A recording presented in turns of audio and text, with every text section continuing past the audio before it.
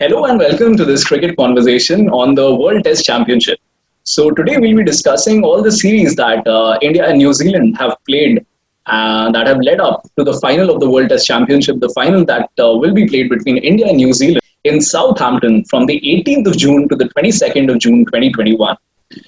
To discuss on this topic, today I have with me a friend from my school, Rishabh Sood. Hi Rishabh, welcome to Ignite Conversations.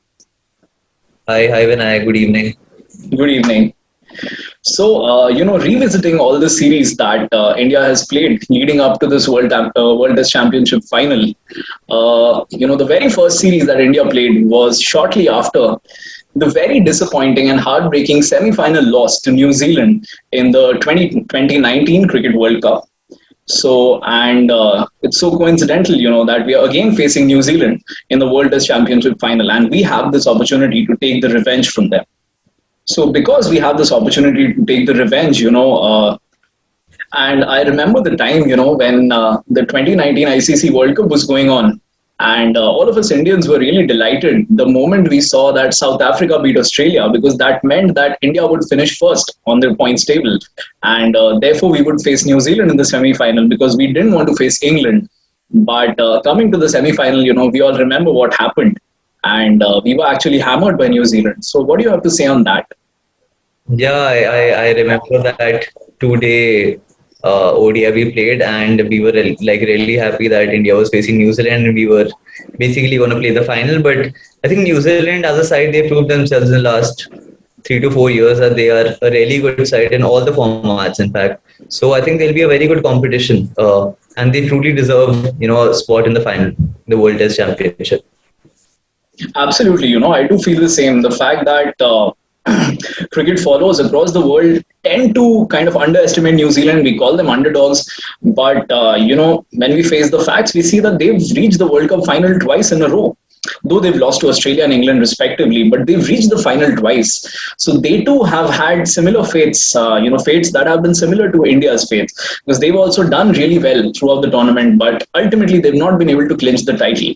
So they too would be equally hungry for this title, and that actually makes this such a great contest, because none of the teams are too accomplished in the past few years. We've also lost a lot of tournaments leading up to the semi-final and final. And similarly, New Zealand too has lost two finals. So both of the teams would be really hungry for that trophy. And I just can't wait for 18th June.